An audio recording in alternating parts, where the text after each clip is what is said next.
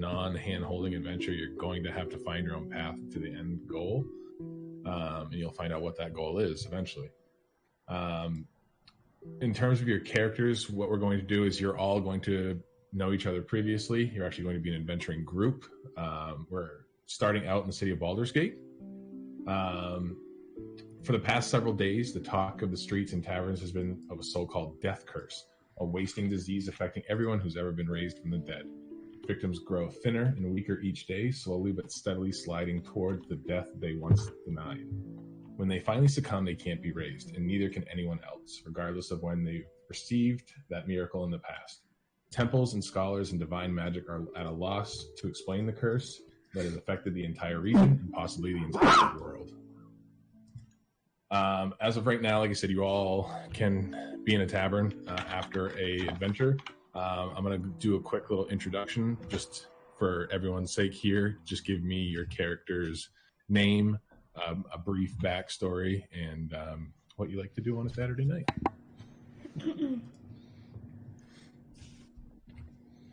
All right. Let's start with Adam. Give me a second to pull it up. I got it. Yeah, I'll go ahead and start. I was not ready. Sure. For the backstory for it. Quick background, or quick thing. My character is Talika. She is a high half-elf bard. Short background would be she fell in love with her childhood friend that went through a musical school together, that trained with a great master of musical instruments and song named Master Sheev.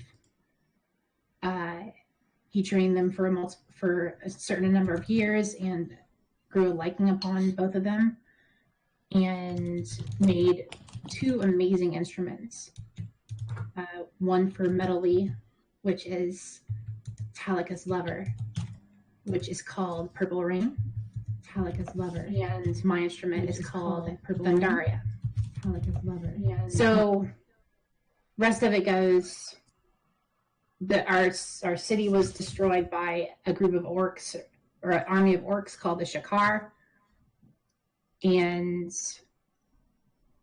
both of their parents, or their families, were destroyed or killed, and they wanted to exact revenge. Master Sheev decided he was going to help, but then he came down with a terrible sickness and had to leave them. Trained them all in everything they knew. And they went on to find an army to join that was going into the land of the Shakar to exact their revenge. They get separated because Talika is not accepted into the army because she is female, and they're only accepting the strongest males. She accepts her fate, becomes a chicken shit, and now magically has a golden chicken. Well, actually, you don't need to know that shit. But yeah, and now she's trying to find her way back to Metal-y. That's it. Excellent. Next.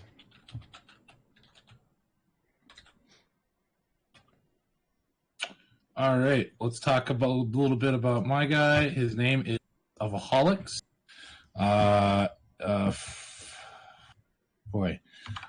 So he woke up one day in some strange black room with a bunch of mind flayers in front of him. They put in his eye, and now he is a warlock, a mind flayer warlock. Essentially, he's in his final throes of the transformation. So he does have tentacles coming off his face, though they're not. He's not completely transformed.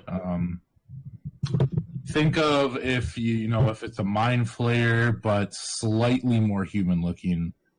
That's essentially what he looks like now. Like, he's still got a regular nose. He doesn't have the mind flayer, like, flat nose face.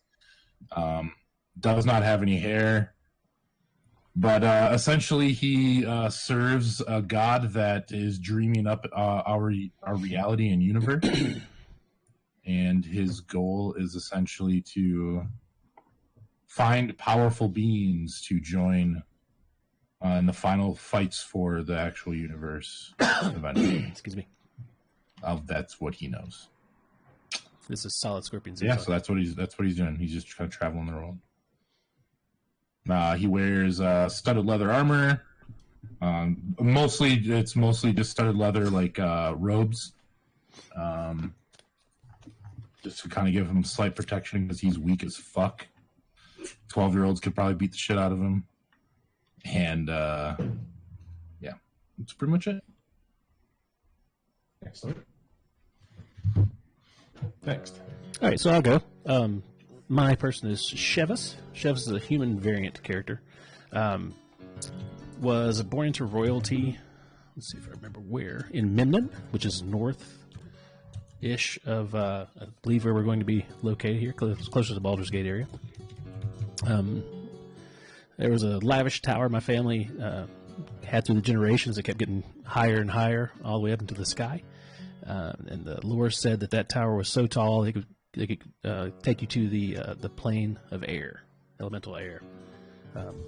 There are Kokra in the tower itself, as servants, as friends, as liaisons, all within.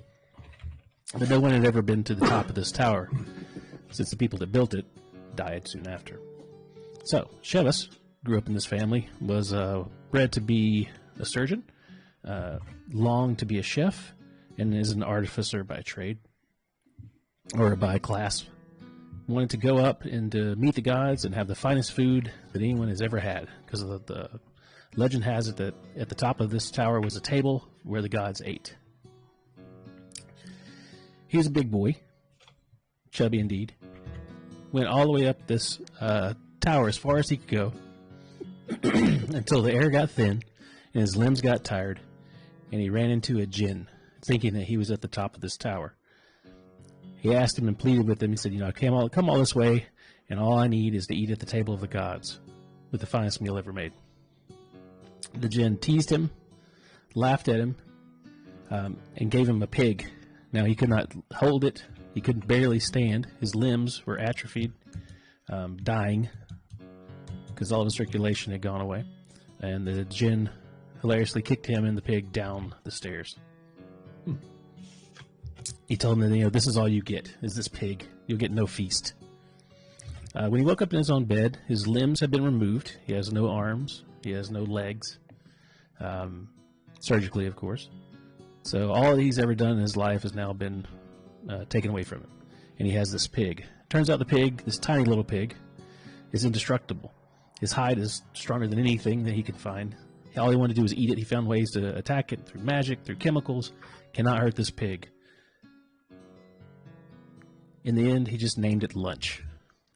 And he goes everywhere on this tiny little pig with a saddle on it, taking his big old butt all over the place, with no arms and no legs. He's notorious throughout the land as the whale on the pig. And, he's just searching for the perfect meal. He wants to one day find the perfect meal, bring it to the djinn for the djinn's favor so that he could finally eat at the table of the gods. And that's all he wants.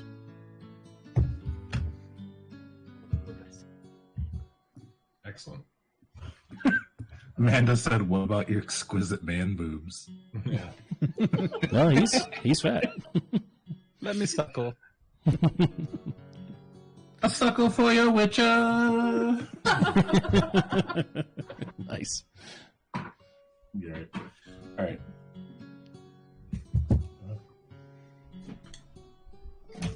You're leaving? No, I'm just kidding. I can go. Yep, go ahead. Okay, well, because Justin's left and he didn't even read my thing about it, so whatever. My character is Azaria. She's a half wood elf paladin. Her mother, who is a wood elf, abandoned her and her father, so she grew up being raised by her father, who was also a paladin. So he trained her. She grew up in a city. And then her, as she got older, she felt more drawn to the forest and nature. And she kind of went there to escape because being raised by men, she became kind of tough and cold. She's very kind of pretentious and honest about everything. So she kind of other women are kind of repelled by her, so she doesn't have many friends. But she's a bit of a loner. So she kind of would escape to the forest. And as she got older, it kept drawing her more, and she became curious about her mother. So she kind of ended up leaving her father to find her mother. And after years of wandering, she found her mother and the elves, and it's when she kind of learned about the oath. And but she found she wasn't really accepted by the elves either, being half elf. And so she ended up wandering on her own, and she's still trying to kind of find her path. The end. Very nice. I'll go.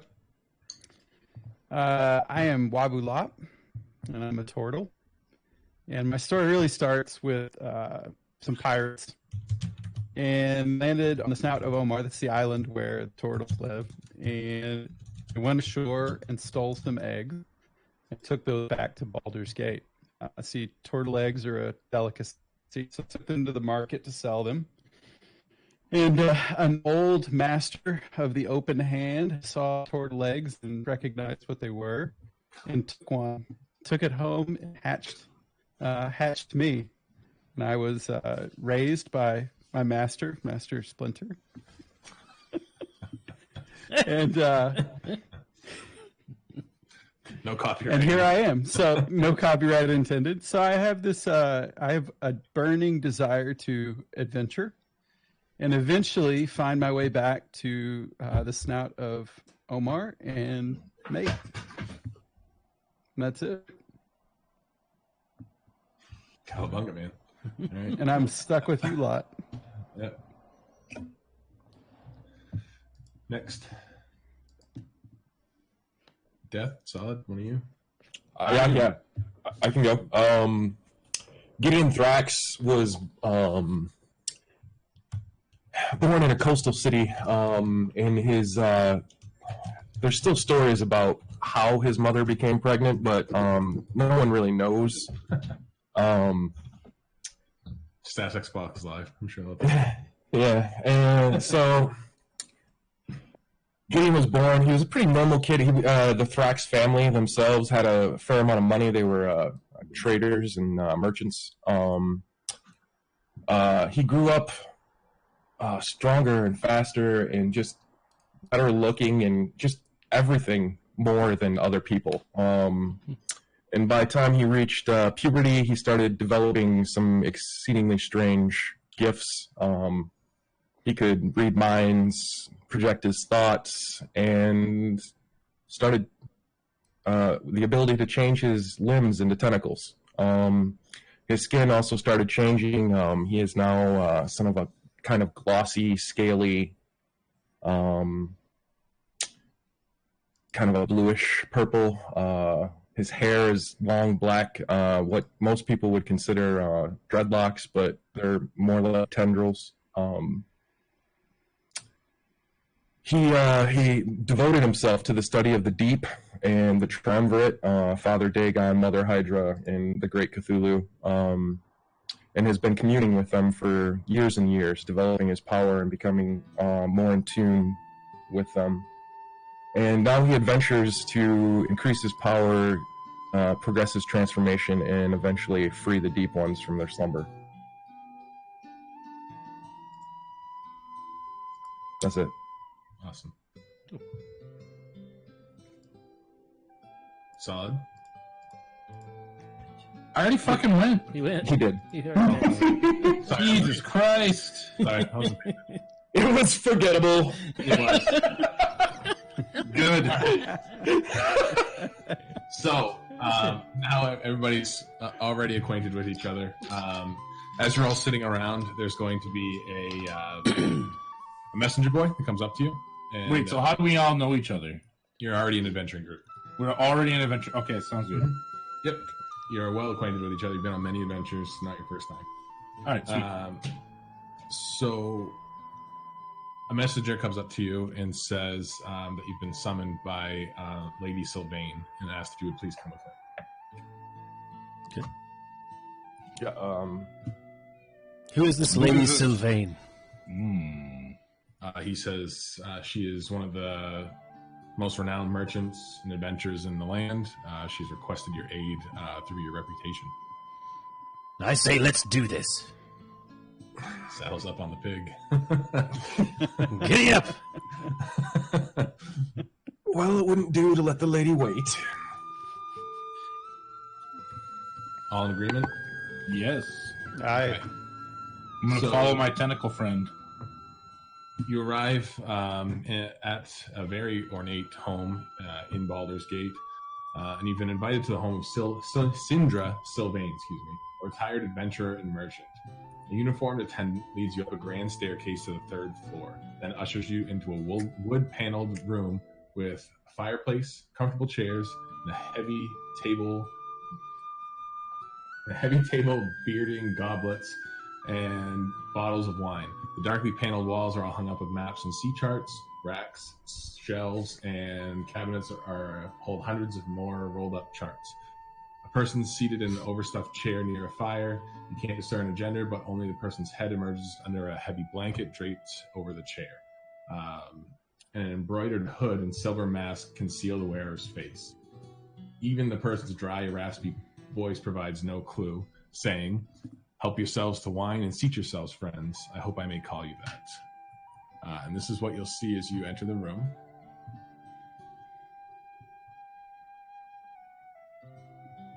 There's this figure here. Pretty.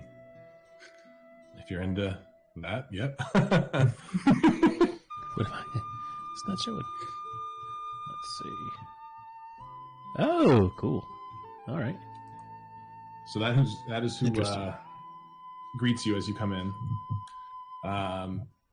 And as you know, the master speaker is Sindra Sylvain. Her reputation amongst Baldur's Gate is that of well-known merchant, adventurer. She's retired now. Her age isn't well known in the town, in that she's always been there ever since anyone has known. As of right now, what you can ascertain is that she, from the stories that you've heard about Sindra, is that she's a very powerful woman. As of right now, what you're seeing before you is not that. She's very withered, shaped, not like you've heard at all. So she beckons you over and ushers you to seat at the table in front of her. Gideon, old friend, do us a favor and take one of those many tentacled arms of yours and give us a little taste of the wine.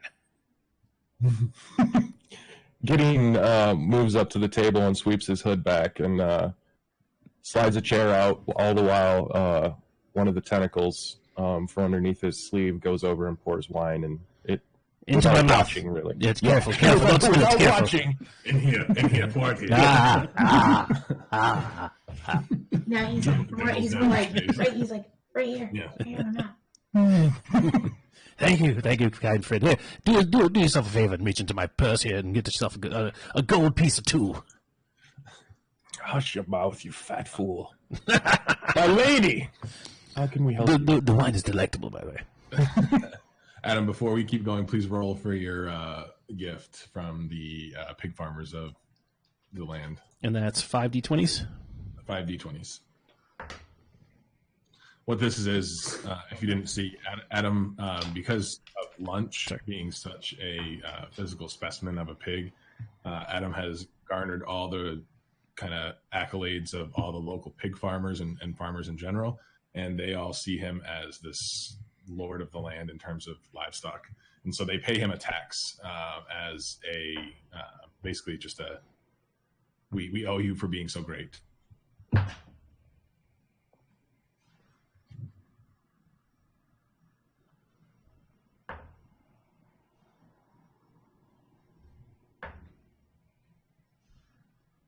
Total of 5d20s, 59.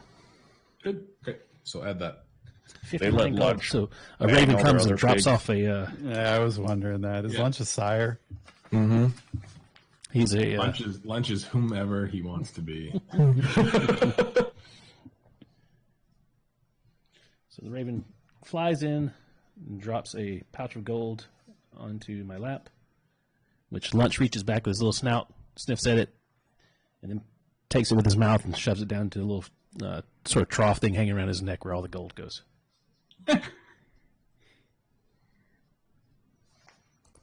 right, perfect. So I send a message to the raven. I speak to the raven sort of mentally, and then whisper to it and say, thank you, my friends.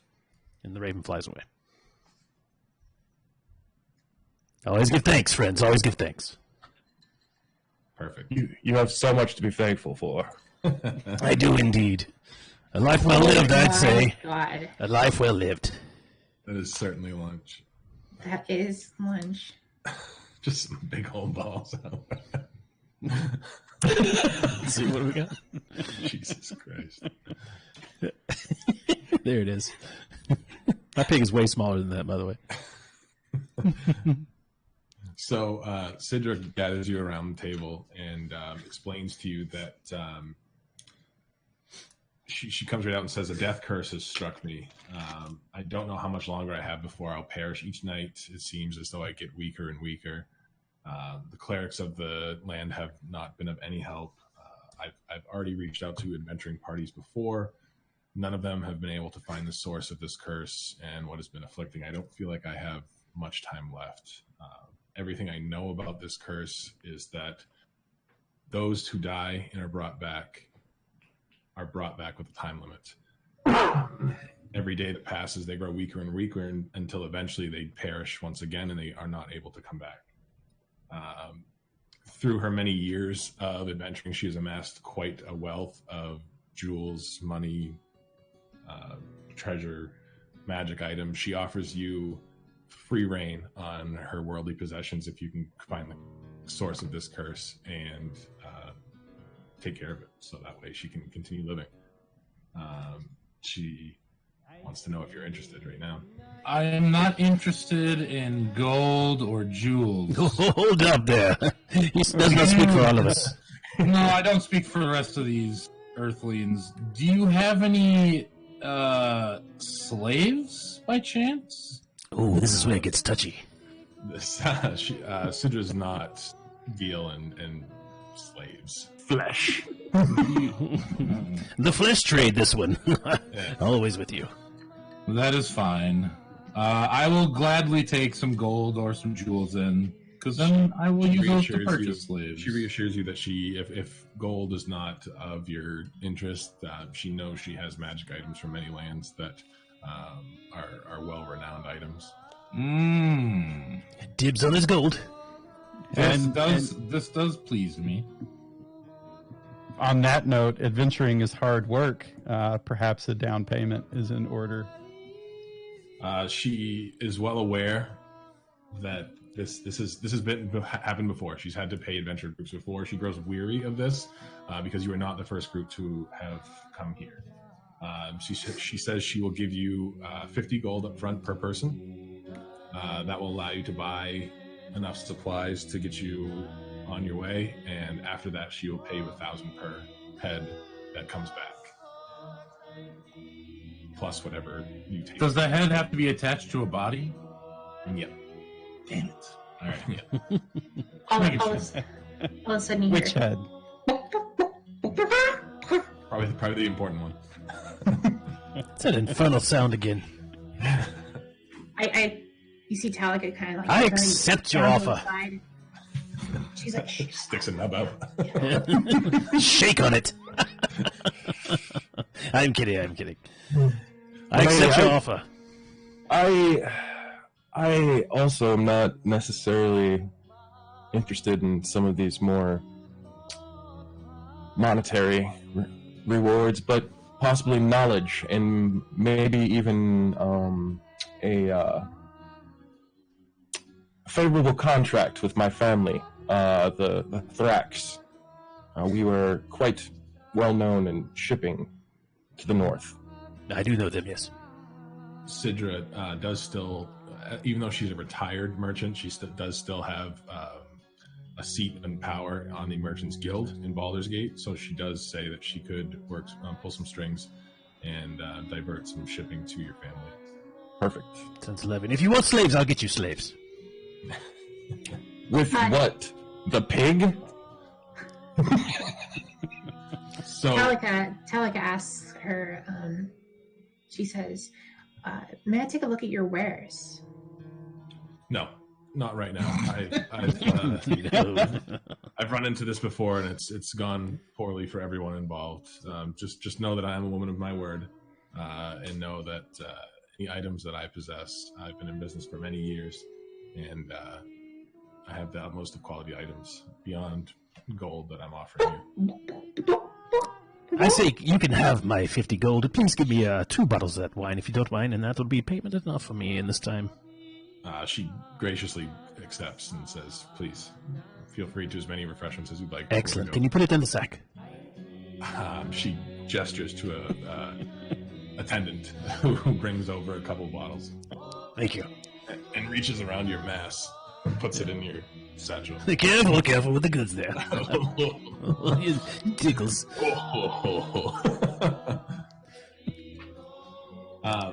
Just a little, not backstory, but there is a picture of Sidra on the wall that you see that was commissioned. This is what she looked like in her prime.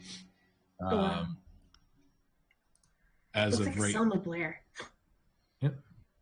As of right now, she reaches into a bag that's on her shoulder and pulls out a map for you. I'd like to roll a charisma check. Okay.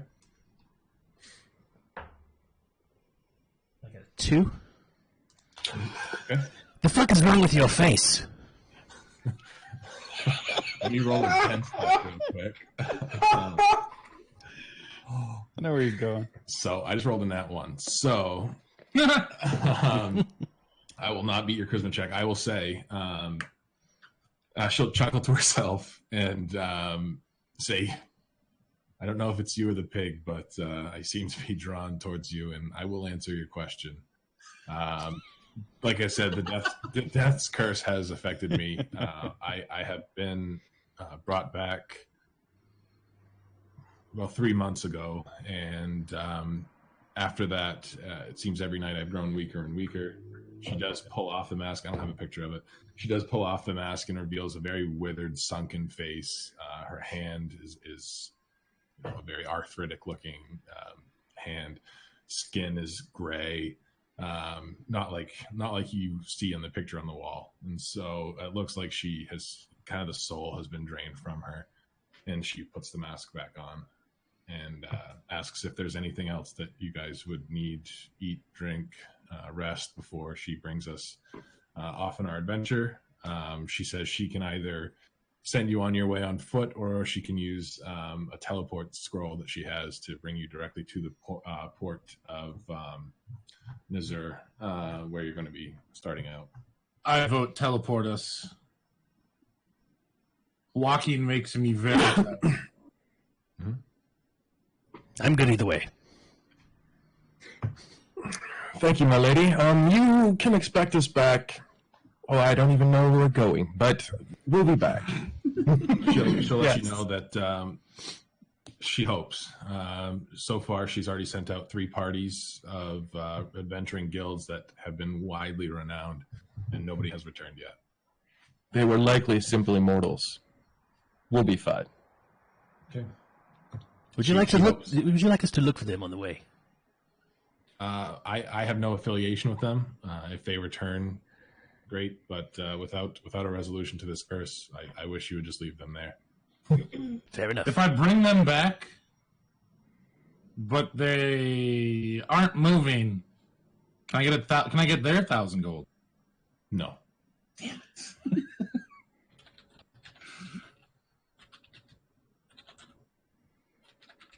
May I smell the mask? Jesus Christ. What now? Smell it. Can you smell the mask? No. Just for a She moment. not only says no, but she actually starts to unsheath a dagger from her hip and says, I grow weary of these games. Do you want to head out now? I apologize. It was not a game. I was serious. I would. If at some point in the future you would allow it, it would be perfect for me. Thank you. I'm sorry. Put your tiny ass dick away, Chevis. That's the only thing that She should wither off. Adam, roll a charisma check again, real quick. Okay. I like where this is going. Hang on, let me leave my modifier real quick because I think it's like -3. She's a merchant, so give yourself +5. Oh, cool. I rolled a 12, so 14. Oh shit. Okay, so I rolled a 9. So she's flattered by your advances. It's been a long time since she's had the court of a man. So she says, I can't remove my mask. That's for my own comfort. But she does produce a handkerchief that is embroidered with her initials, and she does hand it over to you. Excellent, thank you. I take it in my mouth with my teeth. I bet you do. It is very, very fine silk. Probably, you're of royal blood, so you've seen this before. It is of royal quality. Yes. I can taste it. Inlaid with gold stitching. It's very nice. Fabulous material. Yeah. I would truly treasure this. Thank you so much. But do not forget the mask. At some point. Yeah, some point. All right. So she gathers everyone and says, if it's ready, please hold hands in a circle and we shall be off. That's not funny.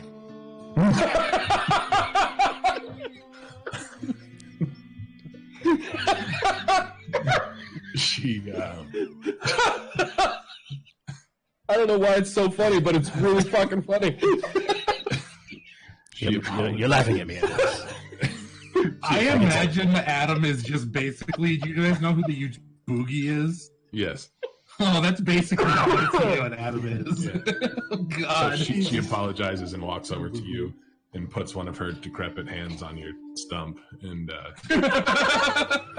oh, God. Which stump? You know what I mean? the bigger of the two. I lick her hand. No, you can't reach your hand. I know your jowls are in the way. Don't worry. So Wabulop is not happy with this. He just looks at Shivas and shakes his head out of just embarrassment. Can we go now? Yeah, we can certainly go. Turtle soup?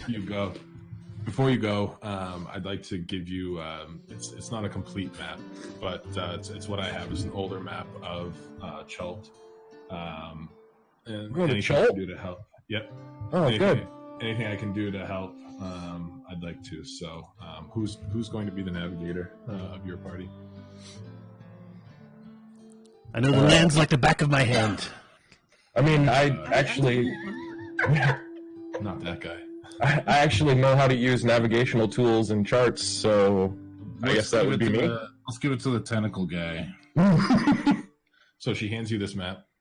Yes, I retrieve it with a hand. A hand, okay. Mm-hmm. So she gives you this map. Feel free to share it with whomever. We're going to be heading to the port up north. It's right underneath Chult, the title there. Port of Nyanzaru. It's in the northern portion of the continent.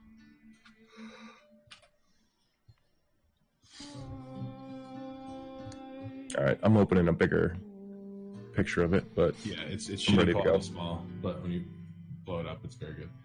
All right, everybody ready? Let's do it. Yep. Let's go. Okay, so all of you put your hands and stumps together, and Tentacles. tentacles, whatever you got. And she reads from a scroll, and clap, boom, flash, you reappear in a tropical city under the blazing sun. We're in Shilku. That's where we're at, or that's where we're going to. Try it one more time. Shilku? I don't know what Shilku is. Chult. That Chult. up here? Chult. Chult. Okay, sorry. Okay. Chult is the continent. Oh, The country? Chult is a continent. Yeah. What you said? Shilku. We are in the port of Nyanzaru, which is it's right in that gully or the Okay. Yeah. Okay. top northern part. middle gully area. And where were we before? I'm sorry. We were in Baldur's Gate. Baldur's Gate, okay. What? Well, I heard him say like Bay of Chult or whatever, and I didn't see the Bay of Chult up there. I just saw I this don't one. think I said any of that. All right. Yep. Thank you. That's where we are. Yeep. All right, so Nyans. you appear in the tropical city under the blazing sun. Familiar sounds of a harbor, creaking ropes, slapping waves, heavy barrels rolling across cobblestones mingle with the voices and shouting and cursing in an unfamiliar language filled with clicks, inhalations, and sing-songery words that make it almost sound music. The aroma of unfamiliar and tropical fruit mixes with the wharfside smell of fish, tar, and canvas. Beyond all that, Port Nanzuru is an explosion of color. Buildings are painted in bright shades of blue, green, orange, salmon pink, or their walls are adorned with murals portraying giant reptiles and mythical heroes. Every building sports baskets and clay urns filled with colorful flowers draped in leafy, flowering vines, and minstrels in bright clothing adorned with feathers and shells perform on street corners. Multicolored pennants and sun awnings flutter atop city walls.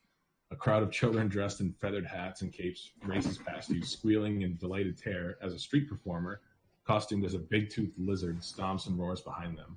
The whole city seems bustling, sweating, laughing, swearing, and singing. So we're in Brazil. Sure, yeah. Carnival. Yeah, we're in Rio. We are in Carnival.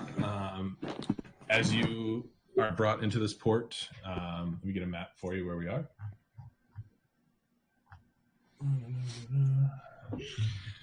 Did you say in there giant reptiles? Yep. Like, how tall are we talking? That was a performer as a reptile, right? Yeah. Okay. Wait.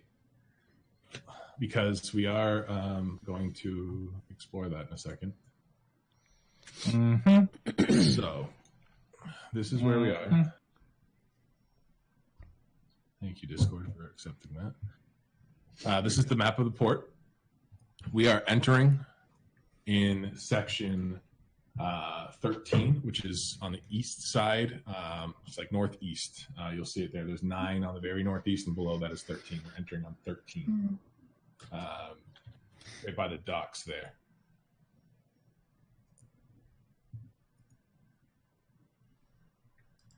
So,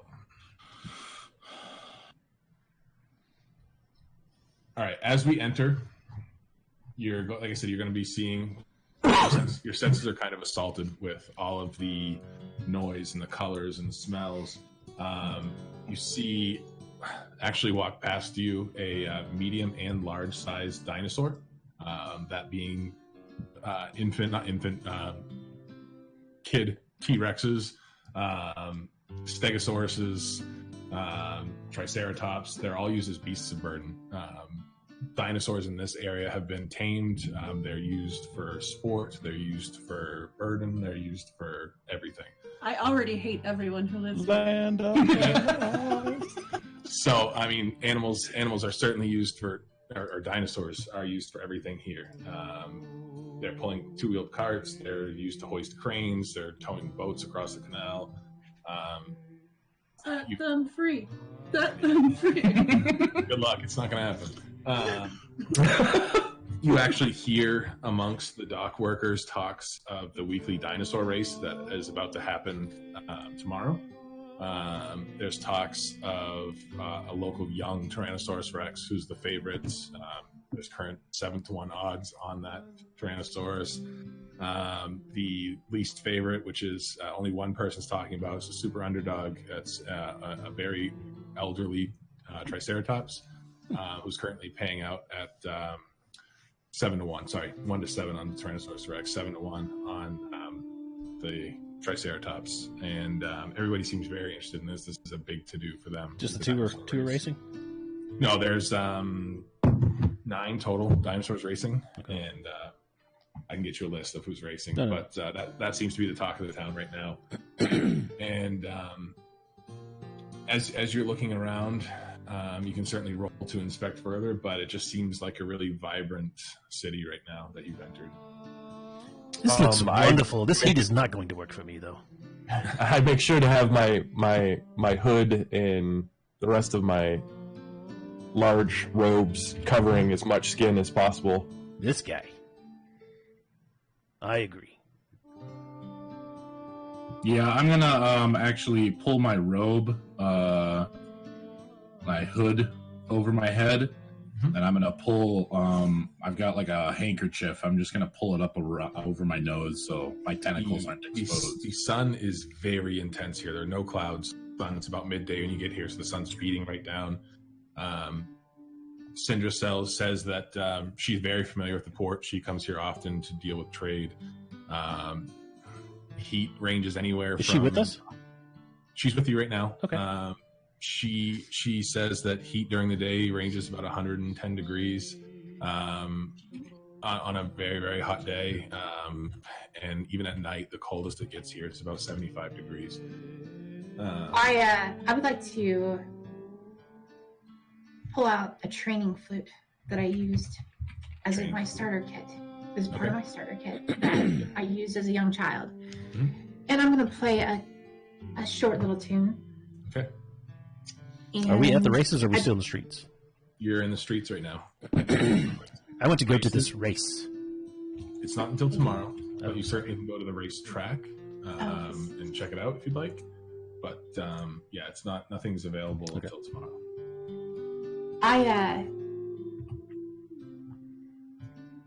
For everyone around us right now, I have created a continuous breeze, a gust of wind. I casted Prestidigitation. Yes. It's the worst word in the world. Yes. That P one. I can't. Prestidigitation. Thank you. Just say it fast. Anyways, Nobody knows if you say it wrong. I created a small breeze to help cool everybody off. And I finish the song and I say something along the lines of, let this cool you as we make our way through the city. Excellent. So as you're playing your little flute, is that a continuous song you have to play, or is it just a spell? It's just a spell. Lasts for an hour. Okay. So as you're playing the flute, actually out of what appears nowhere, a tabaxi pops up next to you, a cat person, and lets out a low hiss, growl, and says, "Keep moving. This is my corner." And he keeps playing. He's a minstrel. He's playing a tune. He has his hat down on the ground with some gold coins in it, and he's very serious that this is territorial when it comes to. I'm going to put my hand out and just kind of wave it across, and I'm going to make it look like his hat has just spilled all the coins, and they just roll off.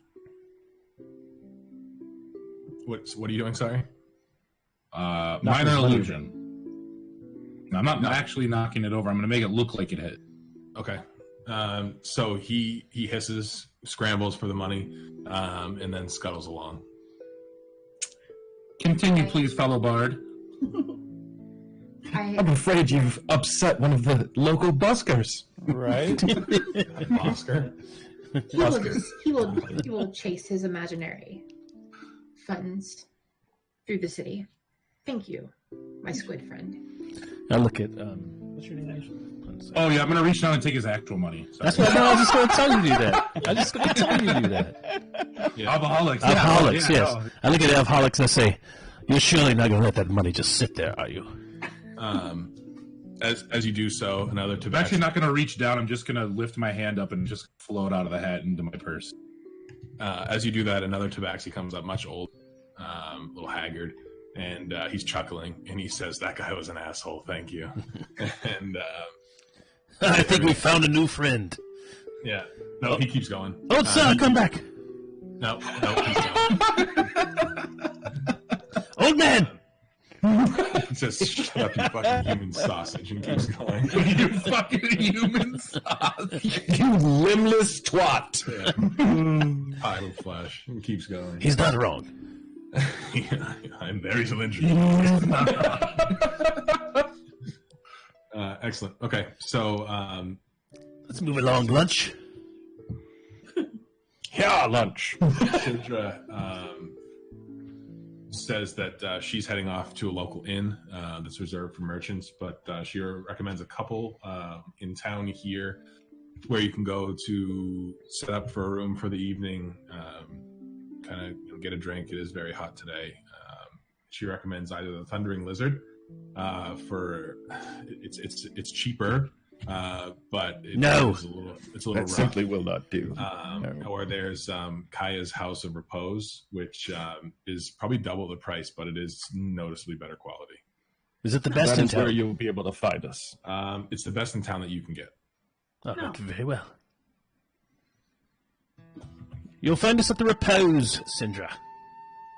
All right, lovely. I will not be attending this mission. I am far too weak in my current form. I will be sending out scouts to hear back from you.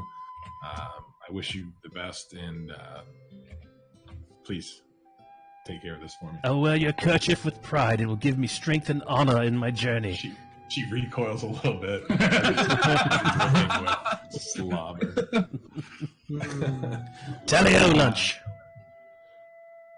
But she does touch you on the fleshy shoulder. Thank you.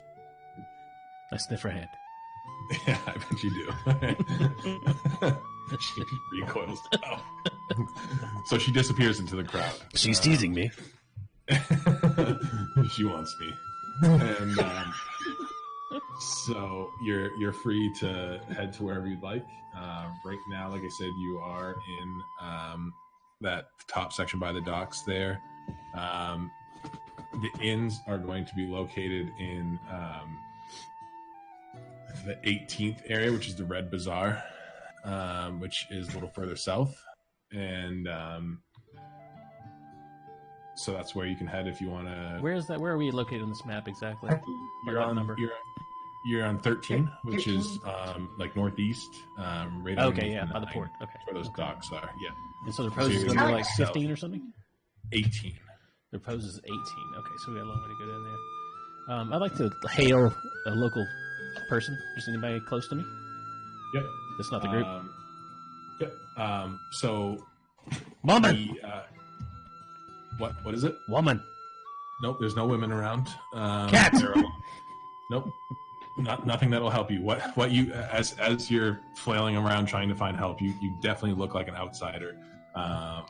A probably early 20s man comes up, dark complexion. He is a Chultan, which is picture a average human size, a little bit shorter, probably like the average man is around like 5'6". And like I said, dark complexion, speaks with an island accent, and he says, "Yes, sir. Yes, sir." Chultman, tell me, I'm interested in animal husbandry. Where are your breeders?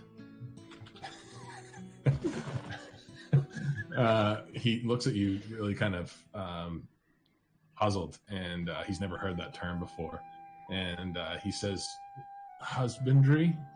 Yes, animals that, make other animals. Snoo. Okay. They'd be out in the animal pens. Those would be further west into the port. Probably half a day's journey from here. Nothing in the city. That is in the city. This is a very large city. Half days. Good lord. Lunch. Toss a coin to the Chultan. So he will gladly accept that. He notices that the two hooded figures slip away into the crowd, and he says, "Not wise to split up here," but he says, "Thank you for your coinage. This is the most he's seen in a long time." You're welcome, sir. I can point you to the local inns. That's the best place that I've ever seen adventurers such as yourselves start. You can set up a room there, get refreshments, and possibly speak to the barkeep there about how to proceed. Are there any places where farmers would meet, mercantile vegetable gathering?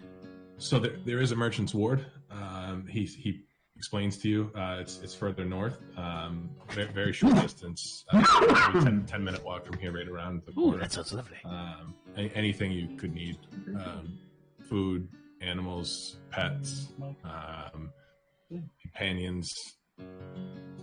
magic Talika- items, whatever you wish. Upon hearing that, Talika looks to her other half-elf friend in the party, Azariah.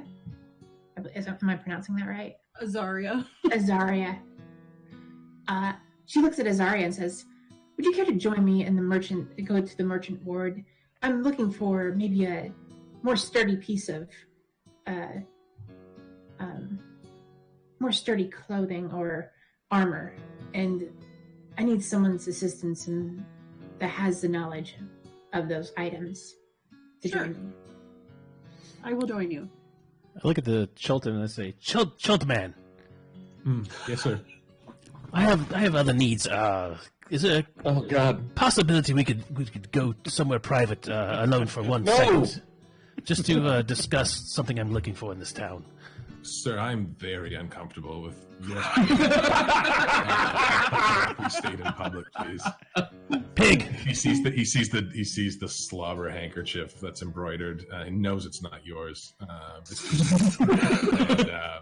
just the dried wine on your cheeks, and he says, "I'd be glad to help, but I really have other things to do." Oh, I'm sorry. Sorry to waste your time. Then sorry to waste your time. Pig, grab a coin. If you want, there is gold in it for you. He says, "I can get you to either the merchant's ward or the inns, but after that, I do need to go. I need to attend to my family." Oh no, it's nothing to do with that. Nothing to do with that. I'm a harmless person. I have no arms, no legs. The pig is very tame. What could I do for you as of right now? Well, yes, it's very He personal and leans private. in close. And I bite his ear. Jesus Christ. You want to do that? Yes. Okay. So roll a dex save real quick. Okay. What the actual fuck? It's not going to go well, but all right. Oh, damn it. Yeah, no. Let me just double check, but Double check. Yeah, he rolled a 22. So you go to bite his ear, and he slaps your face out of the way. Your face ripples just endlessly, and he pulls out a dagger and puts it to your neck, and he says, "Unwise, sir, unwise." Oh, my apologies. He, you ready? Yeah. He dismounts from your obeseness, and Dismounts? Was he on me? he put a knife to your neck, dude. Oh, okay. He clambered right up on you. Yeah. And so he dismounts, pockets the knife, takes the gold, and as he goes by, he kicks Lunch in the rib, Oh. and he runs off into the crowd, visibly limping now that he. Yeah, kicked right. I was him. about to say, Lunch is unfazed. No, yeah, and he got more than he bargained for because he limps, but he runs away. Definitely stubbed his toe. Well, if you change your mind, don't forget to come back. The area that you're in right now kind of quieted down a little bit, and you see more eyes looking at you now than there were before. You did just assault a local, so He deserved it. Azaria and Talika, as we're walking away, we pretend that we didn't hear or see any of it. Just like we weren't here. We weren't here. Mhm. He smelled delicious. I pretend not to be associated. he was asking for it. Did you see what he was wearing? All right, so where do you guys want to head? I want to go to that mercantile area at 15. Or was it You not wanna 15? You want to head north to the merchant's ward? Yeah. Okay. All right, Me me and Gideon, we're gonna. I want to know where. I want to wander around and look for like poor beggars, basically. Yep. So everyone in this area, well, what I'll say is you probably headed north as well. That's where you see more commerce happening. You're going to head up into the merchant's ward before everyone else. Everyone here is actually very well off. Okay. This is not a poor area. The port is a hub for transportation and trade, and the dinosaur industry is huge here. So everyone here is very well off. You hear kind of talkings of a poorer area out to the west, which is like beggars' palaces. and then Executioner's Run.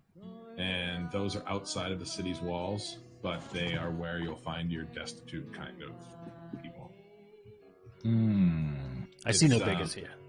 Okay. After walking around for a while, I'm just gonna look over to Gideon and say, I don't think I'm gonna find what I want here. Let's just join the group. What you hear about Executioner's Run specifically is that that is where really the underbelly of the city is. It's where there's an arena there, and what they do is they'll send out velociraptors, panthers, and other beasts to fight gladiators. And if you're a rough, kind of gal that wants to make some money, that is the place to do it, because there is some good betting that goes on there. But it is right next to, like I said, the Beggar's Palaces. That is just the slum of the city. And it is also right next to the refuse pit, which is literally a football-sized pit of waste. And it's where It's Staten Island? It's the dead bodies from the Executioner's Run. It's the city's waste. It's just a literal shithole. And you can smell it from the city wall. Gideon makes a couple inquiries while we're walking around, also about places of knowledge, learning, mystical type shit. Yep. So you just approach someone? Yeah, while we're just gleaning information. It can be anybody. So you just grab someone who's shopping, and they tell you if you're looking for any kind of higher learning or any kind of spells, anything like that, where you really want to end up is the Merchant Prince's Villa.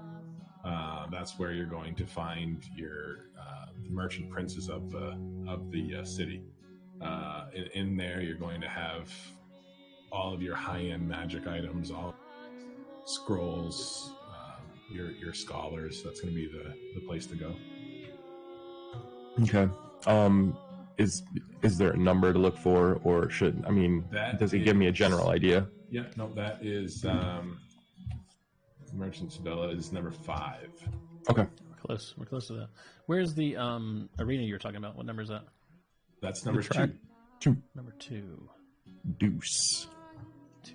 The fuck is 2? Oh, okay, up left. It's out on the left side of the city, outside the city wall. Where's the racetrack? That is 20? at the arena, which is 20, I believe. Okay. Let me just double check. That's 20. D&D is so much better. Is there? So that is called the Grand Coliseum.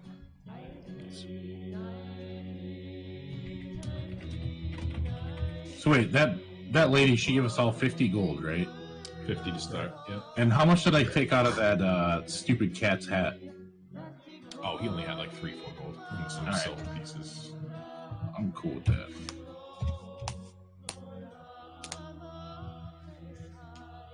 Do we get the gold that we start, like our characters start you with? already had gold on your person Okay. from your whatever your background was. Yeah, I was gonna say. And let's say I'll give you guys just to start. You each had an additional 100 gold from your previous job you finished. So with that, I would like to continue with Azaria into the Merchant Ward as well, maybe around like the 7 number area, looking for any kinds of in the Merchants Guild. Yes, any kinds of shops that are attuned to wares. Okay. Maybe not necessarily magical wares, but just any type of like. So the Merchants Guild there is where you're going to find everything sellable. There's going to be places where you can buy nice stuff, but there's going to be your normal potion stands and clothiers and all kinds of stuff. There's a jewel market there. Anything you want to buy. Studded leather. Okay. I'll just go to a regular armor smith or leather worker. I go to the nearest leather worker. Okay. I speak to whoever this Hold person is. Go ahead. Is that just you two? Like you're split up in 3 parties right now? Oh. Yeah, but Avalox and Gideon are heading back to that exact same place right now. So Okay. hopefully we'll be back together soon. Okay. So let's just say that you guys are walking back and you see Azaria and Talika walking towards you, and you can convene as a group. And then Ladies. Adam, Shivas. Shavas, and Wabu are still at the port. I look over at Wabu and say, let's go to the mercantile area, old turtle friend. Hard shell. Yes, let's go. I'd like to get some action if we can find it. Yes, let's Action. definitely get some action. Either the pit or the races. Oh, wow. I want to go to a potionarium, an alchemy place. Alchemy is a word, yes. Sure. I'm sure elves are not seen around here very often.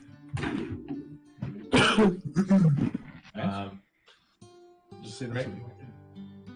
So you guys are heading. So you and the turtle are heading where? We're going north to the mercantile area. Okay. So we're just gonna say you all reconvene as a group. Yeah.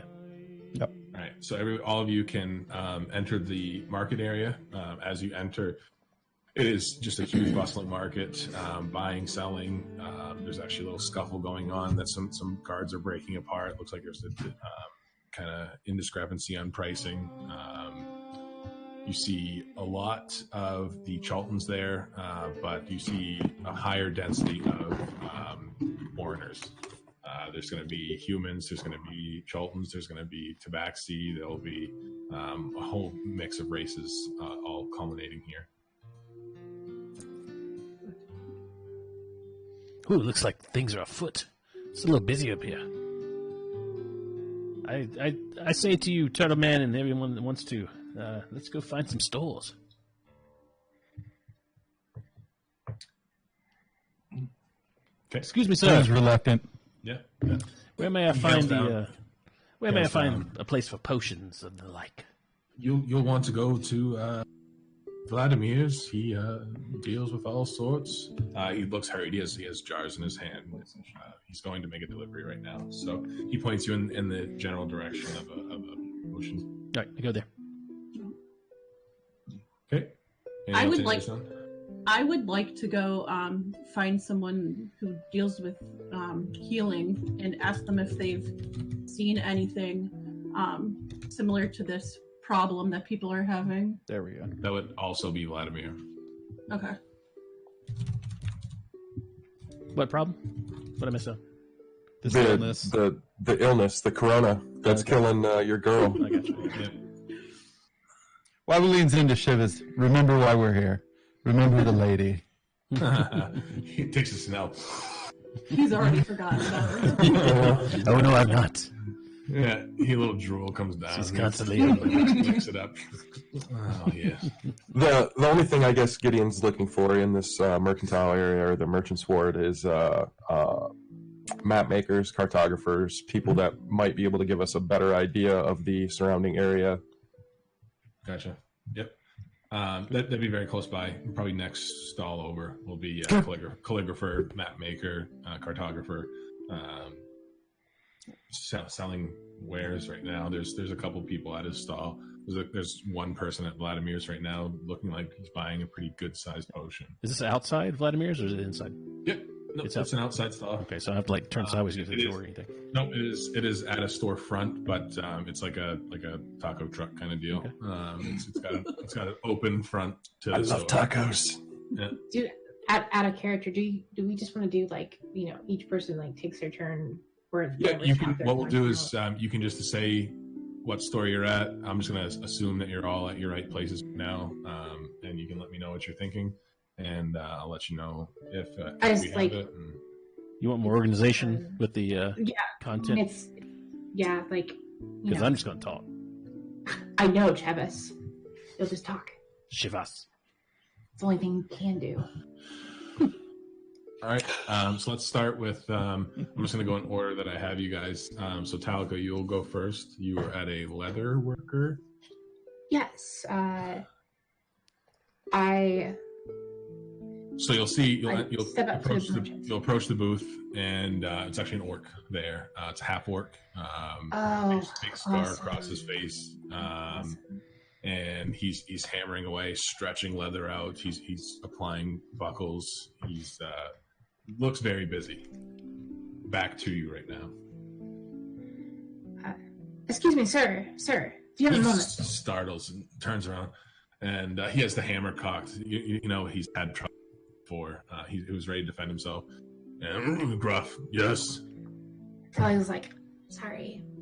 Do you have a moment to show any of the wares that you're currently working on, or have any completed items that I might be able to purchase? He lets out a sigh, and you're bothering him. Women. And he sets down his hammer, and he comes over, and he says, what? I am looking for maybe a completed piece of studded leather armor, plate armor, or not plate armor, but body armor. Okay. So he looks at you. And what race are you again? I'm a high half elf. Oh, good. Perfect. Okay. He's not impressed.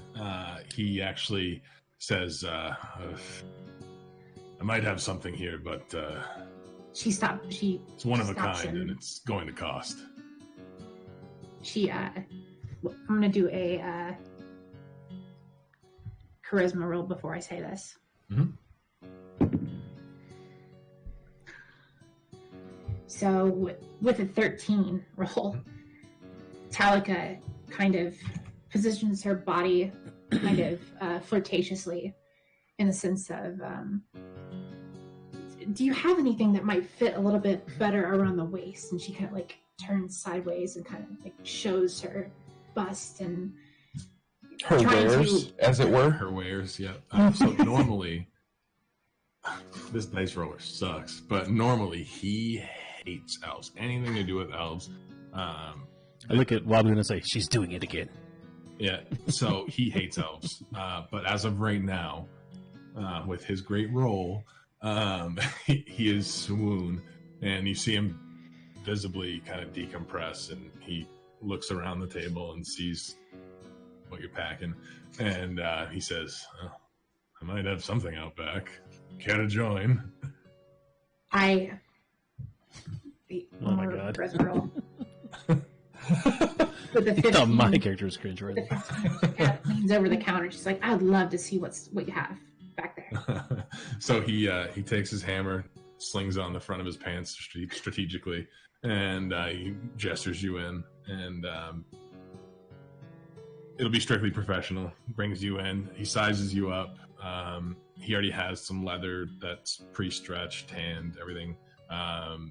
He takes a couple measurements. He does get a little high up in his measurements. So he says, come back in the morning.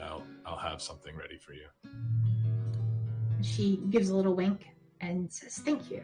I appreciate you taking that time away from your work.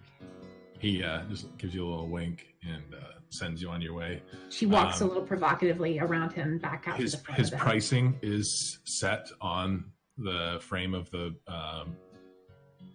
kind of booth there. Mm-hmm. As you can see, leather work itself is usually by the hour. He says this will typically take 6 hours to make. It's about 10 gold per hour. And he says he'll give you a discount, friends and family discount, and he says he can do the whole thing for 30 gold. Fair. So he waves you on. And I will step out, just planning to return the following day, and I will join up with Azaria. Okay. Short and sweet. So next was Solid. You were heading somewhere? Yeah, I'm with Gideon right now. I kind of like hang out with him mostly. You guys are with the party. Well, no, because we're going to a cartographer, so we're like in a stall, like over or whatever. Yep. So we're just gonna go over to this cartographer. I'm just gonna kind of like slip the map from Gideon, just grab it, and just hand it to the cartographer. So it's a very, very slim halfling, and he's sitting on a bench right now, scribbling with a very ornate feather quill. Looks like he's filling in a map right now. And as you enter, this is an actual storefront. You enter, bell on the door rings, you go in, and he pipes up and he says, hello. Gideon slides his hood down so that he's not, looking all evil. How grotesque are you two?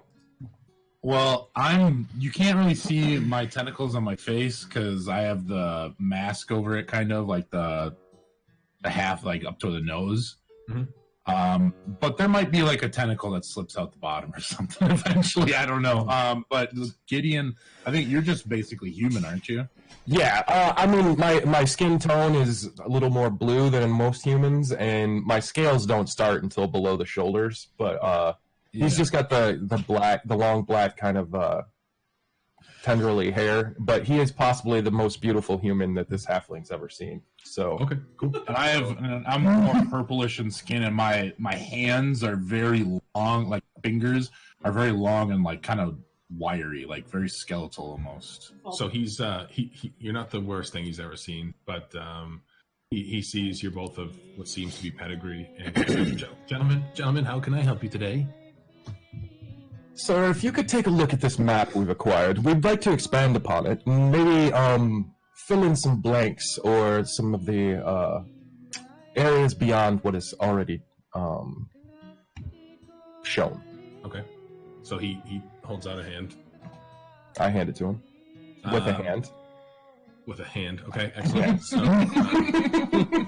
he'll take your map and he'll pull down a set of glasses and put a couple lenses in to help magnify, and he'll look, and he says, yes, very, very old.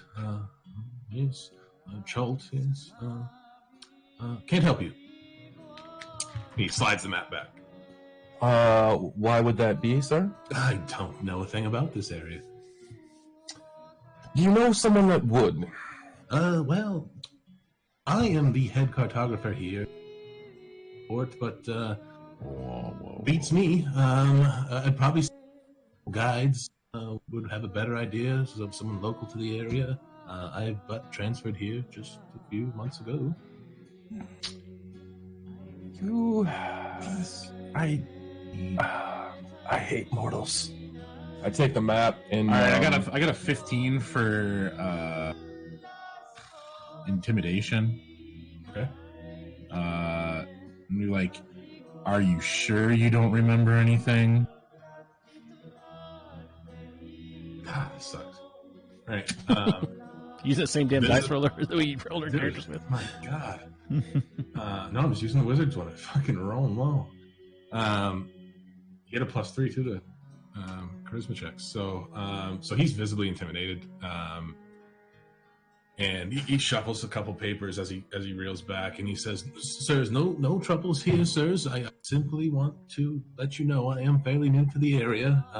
Like I said, the guides at the local inns certainly know this area better than I."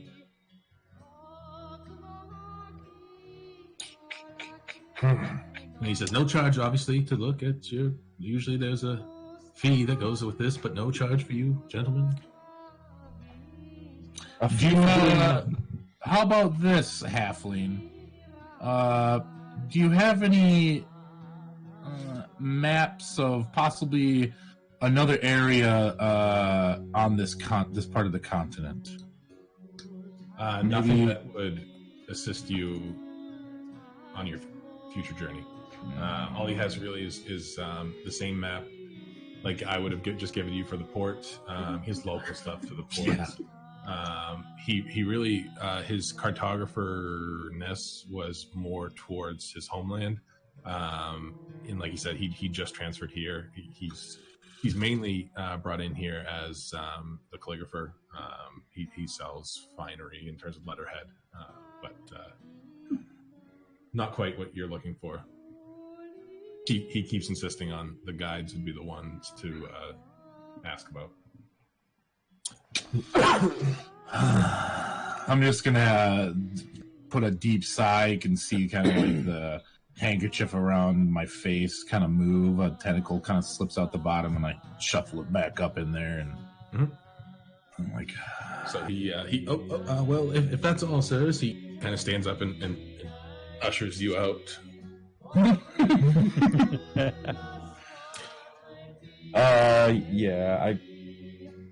Yeah, that's fine. That's fine. I'll leave. So as you exit, he locks the door behind you, shuts and it's closed. While he does that, I turn back around and look through the door, whether it's the window or not, and I tell him. You see the blinds. Yeah, two eyes about waist level. I say into his mind, we may return, and you see him just go. I'm just gonna put like a suckling sound into his brain. Just he suckles back. Shove us gets hard. What? I'm not there. I heard that, but I would. Yeah. So he's closed now, but a little freaked out by his interaction with you guys. Good. All right. So let's move on to Adam. I'm looking for Vladimir, or someone that can speak in Vladimir's stead. So one of the just locals points to a very ornate storefront, and it seems like kind of at the center of everything. Someone's doing well. And so, big oak door on the front, signage saying that this is the kind of potion center. Okay. Go inside. You coming, Wabu? I'm coming. Oh. Turtle soup, anyone? So you enter. I'm entering as well. Okay. As you enter, the smell of spices and chemicals and fineries and everything just assaults you all at once. It's kind of dimly lit, very ornate. There are crushed velvet chairs. There's silk kind of tapestries and a very large dwarf, almost human-sized dwarf, but very broad, like Hagrid kind of size. He turns around. Those Vidania. Fat dwarf. Are you Vladimir? He looks at you and says, "Little man, pig, not fat. I am the strongest around." I'm sure of that, sir. I'm sure of that. I bid He you, are laughs you at Vladimir? He says, yes, he is. Vladimir, sir. I'm sure you know who I am. Sorry. He also chuckles and he says, "Not a clue." I'm the great noble Shavas. Surgeon by trade, obviously not anymore. But we come looking for information from you, sir, and then, of course, to buy your wares. I have gold, lots of gold. He says, "You speak my language now." Very good. So, this plague. Cleaning a jar. Yeah? What can you tell me about the plague, and what is working and not working for it? So he will explain that it is just a death plague right now. It seems that anyone that was brought back either recently, long time ago, anyone that has already met death is heading back. And when they meet death again, that's it. Nothing can be brought back. He says he's been making potions. His whole family has been alchemists for years, decades, generations. And nothing he has, even his secret private stock, has been able to help anyone. The city clerics, the city wizards, nothing's been able to bring these people back. All he knows of right now is that there's been mutterings of some kind of necromancy at work. Magics. It is of a magical nature. It is not something. It is not any disease we've seen before. It is of a magical nature. Do you know of anything that's been used in your potions that is canceling to magics, that stops magics of any kind? He lets you know that one of his best friends in the Merchants Guild is a very high level wizard, and he's tried every anti-magic spell that he knows. He's talking 8th, 9th level spells. Nothing's touched it. That's unfortunate. All right. I tell you, you speak of a secret stash. Pig, toss a coin to my dwarf. So he, you throw a coin up, goes on the counter. He takes it, bites it, throws it in a bucket behind the counter, and he says, "Not everything's for sale, but what are you interested in?" I don't even know what I'm interested in. I want to know what you have. I have potions of every sort. I have potions that'll make you stronger, potions that'll make you smarter, potions that'll heal you, potions that'll weaken you. You name it. Anything that grows limbs? I have some very powerful restorative potions. Other than that, you're on your own. Turtle, what would you like? I'm really not interested in any of the wares here. Would you happen to know who the first case was? No one knows the first case. Seems just once. There's been reports from many different cities, from here to the far south, of it all seemed to happen about 3 months ago. And everyone that's come back from the dead, every night at about midnight, they grow a little weaker. Is there anyone in town that is afflicted? There's quite a few actually. Here, there's a halfling that was afflicted. He runs the penmanship area there. The calligrapher. He was one that was afflicted by it recently. Oh, the halfling. Where would he be located? He's just down the street there. Looks like he closed early today. Can't help you there, but he's one. Other than that, actually, the only one I know of that's in town would be the local barkeep at the inn. Give my man here, the turtle, anything he wants, and have a good day. I leave to go to the cartographer, the halfling. Okay. Wabu just shakes his head and turns and walks out with him. On the way to the cartographer, you're going to see Pass you guys. Avalox and Gideon walking your way. Out, you see the two cloaking figures there at the front door, and the blinds are open, and then you see them snap shut, and they turn around and walk. They're walking back toward away me. from As I see the guys from the party, I say, high five!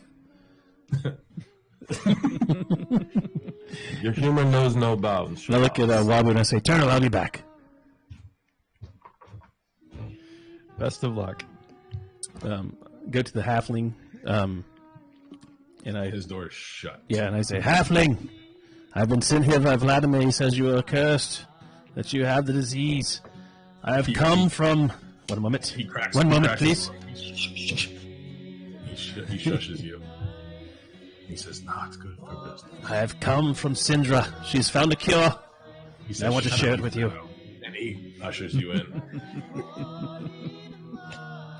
I go in and I say, He locks the door behind you, and then he peeks out, sees the two cloaked guys, shuts it again.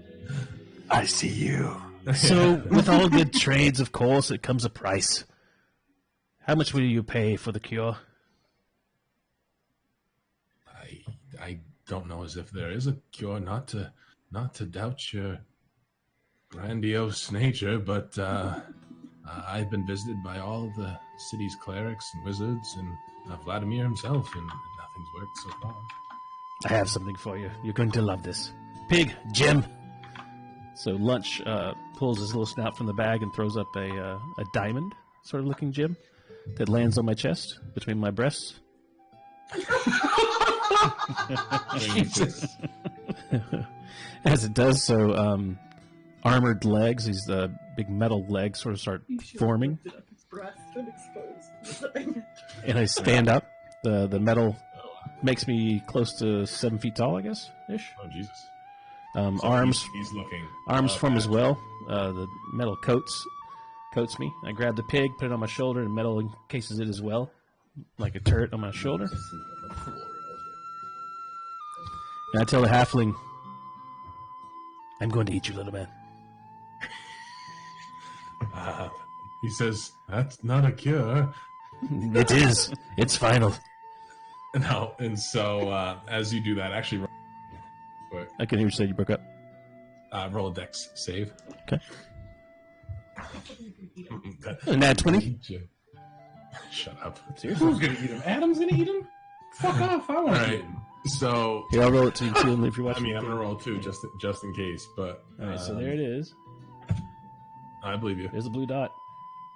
Sapphire. The fuck! I just rolled a 2. So he tries to make a move. He actually takes a whole stack of paper and throws it up at you, and goes to scuttle under your legs. But you, being in your power armor, are a lot faster than you look, and grab a hold of his ankle as he tries to scuttle under. I pull him up, put one hand around his ankles, and then the other on his head, and I lunge in the metal parts from my face, and I lunge in to bite his neck. Okay. So as you do this, he lets out a guttural kind of squeal, and you chomp right down his neck. Blood enters your mouth.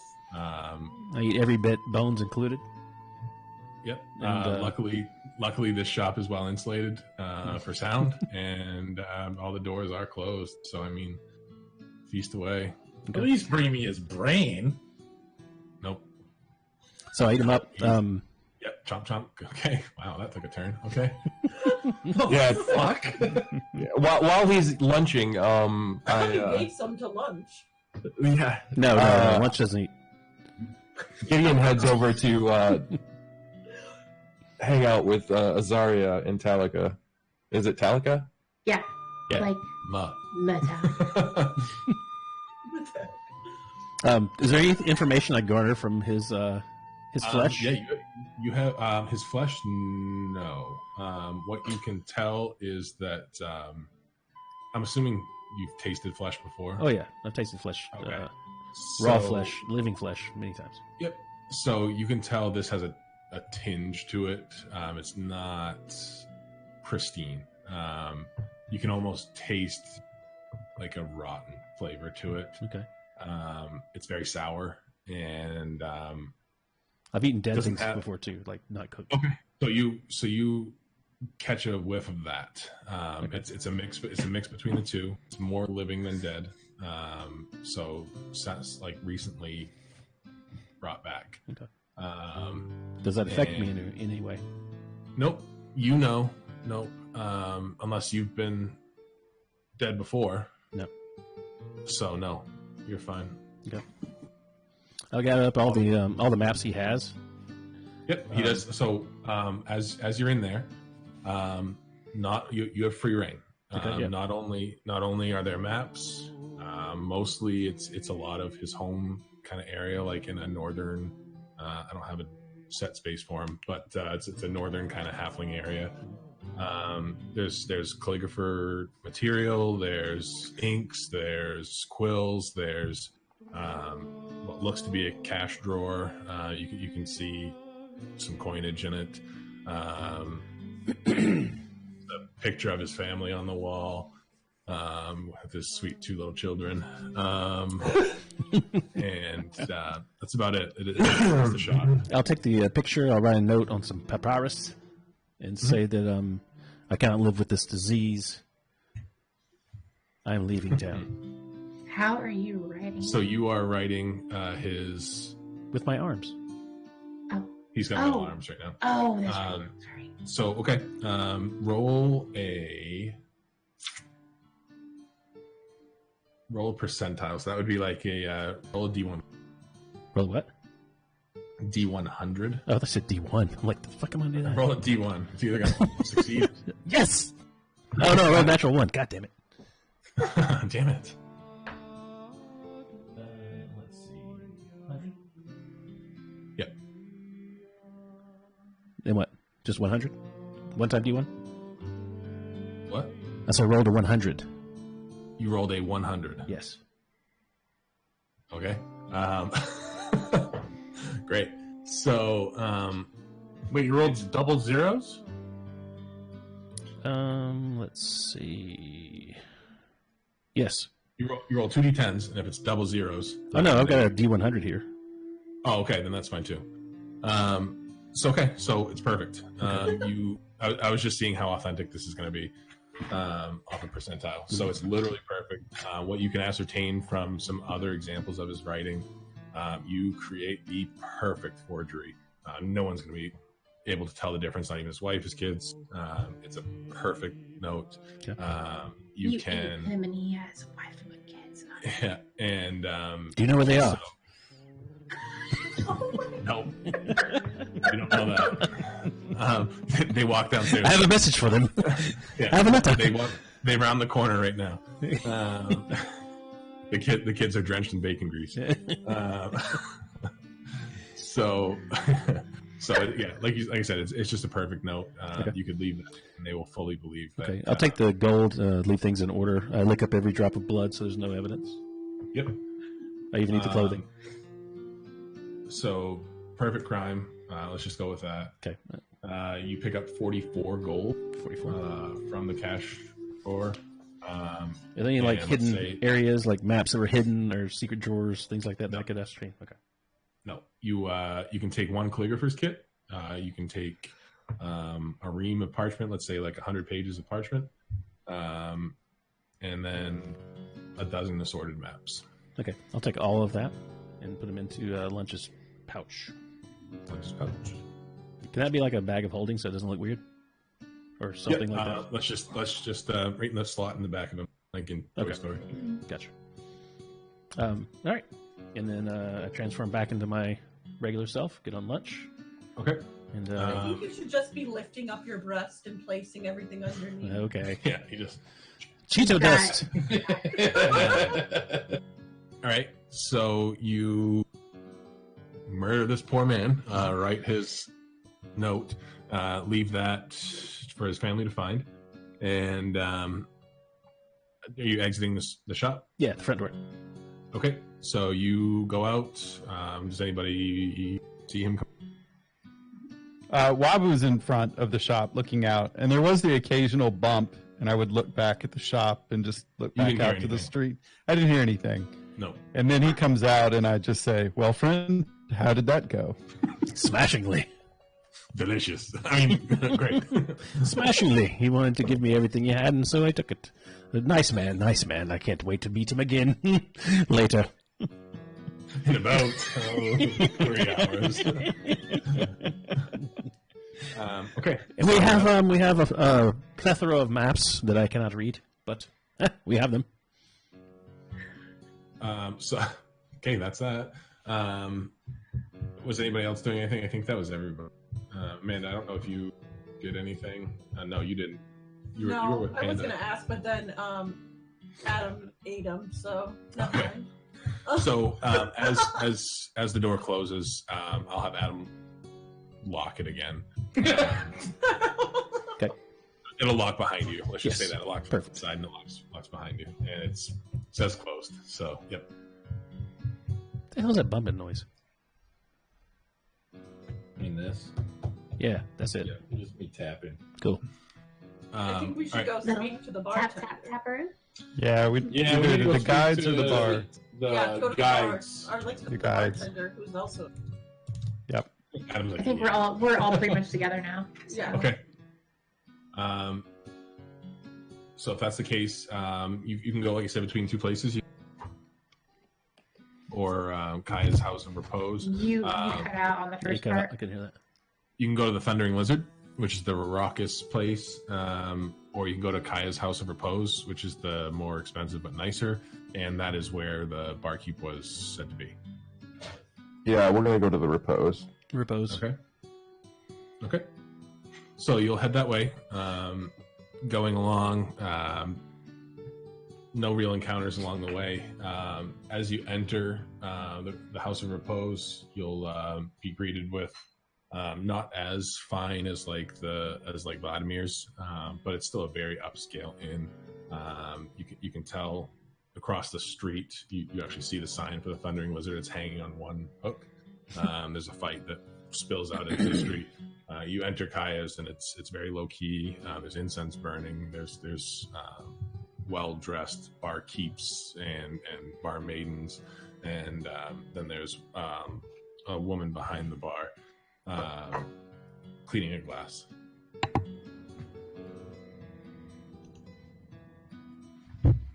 Gideon makes his way towards the barkeep, unless there's an innkeeper that's somewhere else. And say she seems like the one that's in charge right now. She's okay. Handing out drinks and saying, "Excuse me,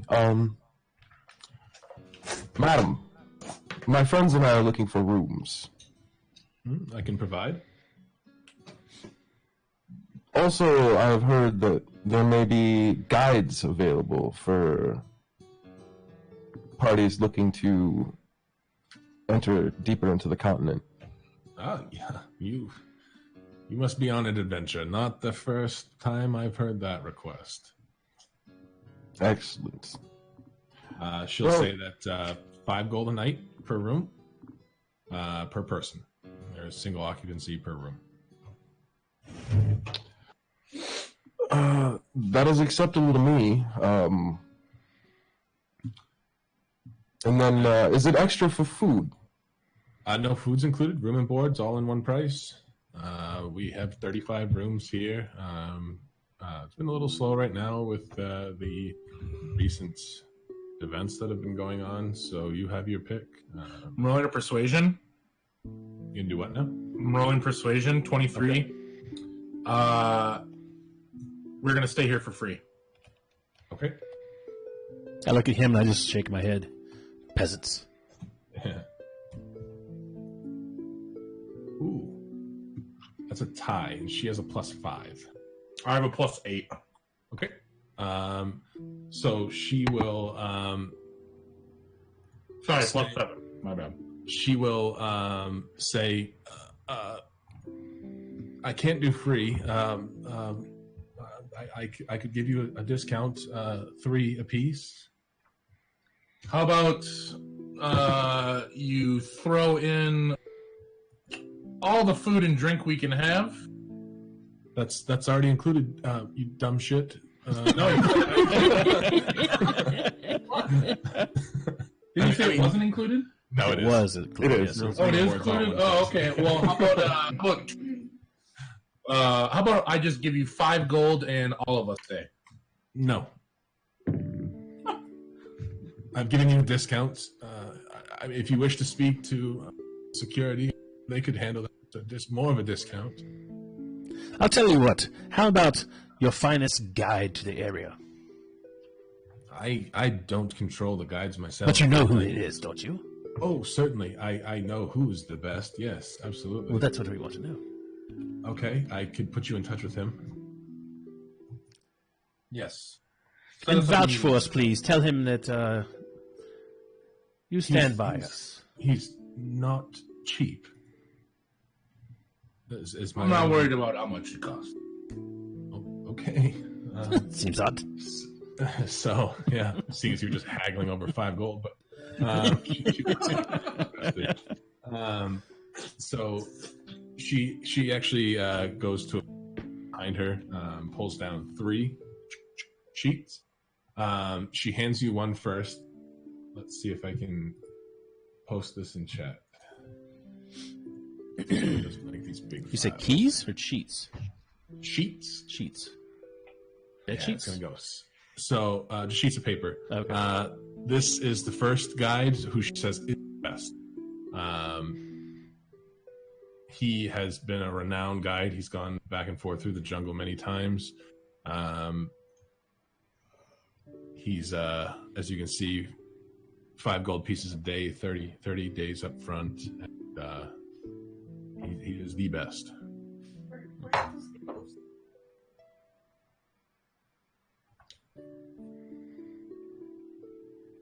Okay. He's the one. Advance. And she does tell you there are 2 others that are very good.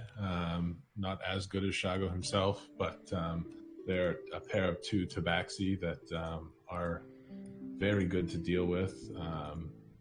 Their names are River Mist and Flask of Wine. Ooh, I like the last one. They are a little bit less expensive, 4 gold a day. And no payment up front, but they will waive the fee entirely if they can have equal shares of whatever you find for treasure. I say we go with the first one. Yes, of course. Okay. Shago it is. Yeah. Shago it is. So she will put you in touch with Shago. Right now he will be back tomorrow. And you can meet him here around noontime. Lovely. I would like a glass of your finest wine and a straw. She make another charisma check. Me? Yeah. I'm going to pay for it. No, just do it. Not 20 again. My God, that's perfect. I wanted that. So she is beyond. It's actually a kink of hers. Beyond smitten by you. She thinks you are a specimen of everything that is man. Oh, she's a feeder. I got you. Yeah. So Gross. Yep, she is, and she says you can have, and she unbuttons one button, and she says you can have whatever you wish, and she brings out a whole cask of the finest brandy she has, and wine. Puts out a cheese platter, very nice spiced meats, and she actually takes a big slab of like pretty rare meat and hands it out towards your mouth. Oh. I tell her, pick the best one, and I will drink it from your navel. I sit at a different fucking table.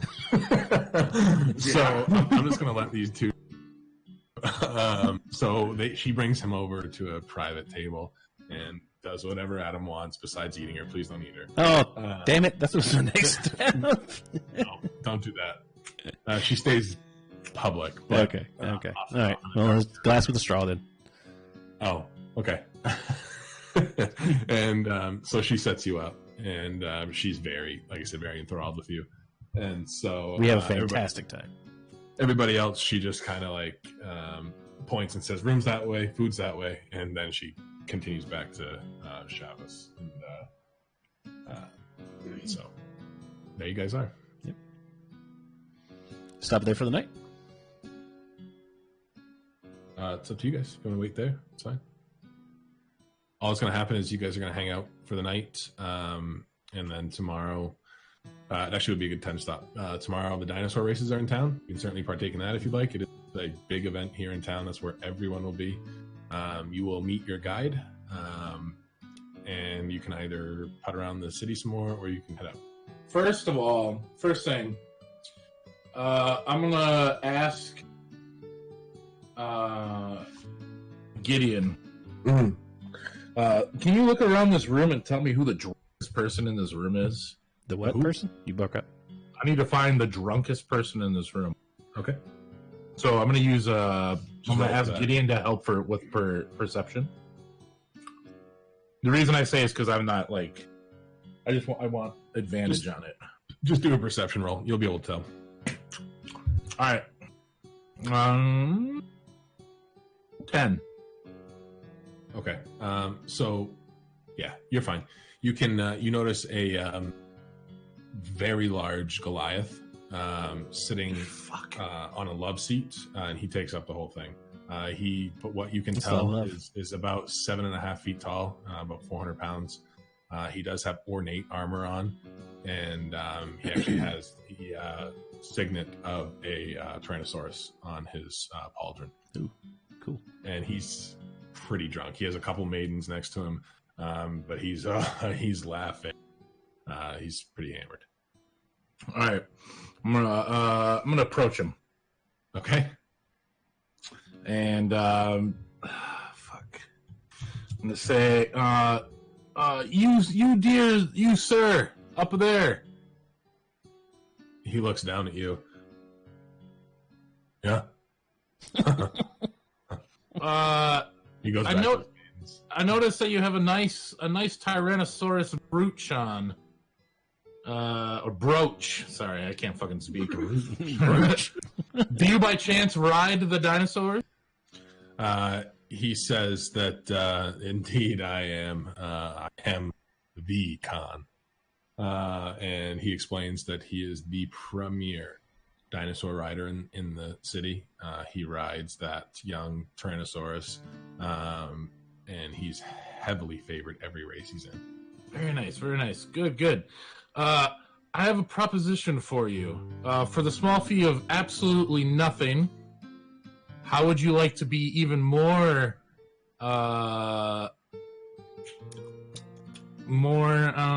in line with your Tyrannosaurus? Be able to know what it feels, it thinks, so you for sure will win every race, no matter what. Can I I'm hear gonna this? charisma roll for this. You gonna do what? Can I hear, I just rolled a nat 20. Can I hear this? Probably not. Not over your slopping and eating this. Not really. I'd say it's a pretty private conversation. Right. You rolled a 20 on what? I just rolled a nat 20 on persuasion. Maybe I get a 20. I do have a plus you guys 7 in in your it as fucked well. up 20s. See, I just rolled an 8, so yeah, cool. All right. Yeah, he's like, he pushes the maids aside, and he leans over to you and he says, "I'm listening." All right. So the reason I say this is because I realize that you're probably going to make me a lot of money when I bet on you, obviously. So I just want to make sure that you are more in line with the winning, more in favor. You're not going to make a lot of money off him, unfortunately. You want to bet against That's what I'm saying. No, You're not Fuck going to. If you bet He's with the him, favorite. I'm appealing to this guy, all right? I'm appealing to him, All all right. right? Just hear me out. He knows the odds. You need to fuck him up tomorrow. He says, unless you're betting against me, there's winning money with me. I am but a shoe in every race. He pulls out a cloak, and it has medallions. He That's all right. He has a riding crop with him, and it has a bunch of tack marks on it, and it looks like it's just laced from top to bottom. And he says each one of these is a win, and there's 100 on there. Well, let's just say I'm still pretty confident I'm going to make. So this is what we're going to do. He start to walk around behind him. He's like sitting down, right? So I just pull up a chair behind him. I stand on it. He's back to a wall. Oh, he's back to a wall. Okay, I'm going to ask him to sit down on the floor so I can reach. I'm like I gotta be able to. Let's put a leech in his eye. You're gonna have to roll again. Well, I mean, I already rolled a nat 20 for persuasion to do this. Well, I don't know what you're trying to do here, but he's not gonna let you just overpower him. Like he's willing to hear your audience. That was what the 20 is. Usually, he wouldn't even have anything to do with you. You're a peasant to him. Another nat 20. All right, cool. Shut up. All right. I'm not even kidding. Fuck it. I'll just let you do whatever you want. Go ahead. Put your All right. Okay. So I just tell him, I need you to sit down because I got to be able to, so you can understand the dinosaur's language in your brain. He shrugs and gets on the ground. All right, so I'm going to pull up a chair behind him. I stand up on the chair, put both hands on his head, and I'm just kind of, I just have both my hands on his head, and am kind of leaning over his head. My tentacles start to kind of reach out. This is a public bar, just to let you know. That's okay. People see you doing this. I have a minor illusion going as well. That nothing is happening. That I'm just doing that with him. Whatever. Okay. And my tentacles kind of like go over his head, and I'm like, all right, don't worry about the tentacles. These are what's gonna really help you. Yeah. And I just chomp down on his fucking brain. Right through. Okay. I suck his brain out. I got a minor illusion going. So yeah, when that happened. Go ahead. Yeah. And I reel back off of him, and I kind of like lean him against a wall. I keep the illusion going, and go back and sit down. So That's all. Dead. So he's dead. You just killed the guy. Yep. Okay. That's it. That's all I wanted to do. So you just killed the most famous person in town. Cool. Okay. So is the illusion keep still going? Is it? There doesn't need to be anything anymore. Okay. So the maidens shriek, seeing that this superstar is dead. That was dumb. I look over, and as soon as they shriek, I look over and I go, "Oh fuck, not again!" Yeah. Fuck, not again. As that happens, the bar. Well, here we go. All right. So as that happens, the bar maiden jumps off of Adam. Instantly, her demeanor changes. The doors magically shut. You hear them slam, and the room goes dark.